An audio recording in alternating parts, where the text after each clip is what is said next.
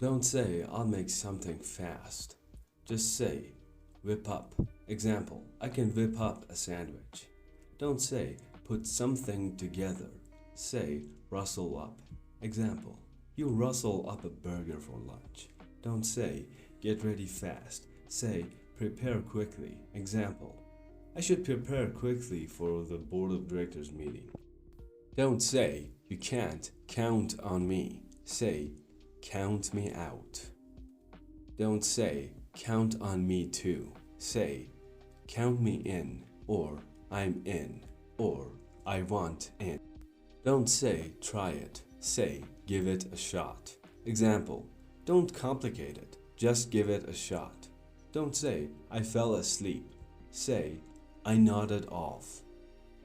Guys, don't forget to subscribe to my channel for daily lessons and contents. And you can also click the link up there. Don't say, I love you. Say, I've fallen for you. Don't say, I like you. Say, I fancy you. Don't say, I love you so much. Say, I adore you. Okay guys, that's it for today's video. Remember to subscribe for daily contents. If you like to listen, please like this video. You can also watch my prior contents from here. See you tomorrow.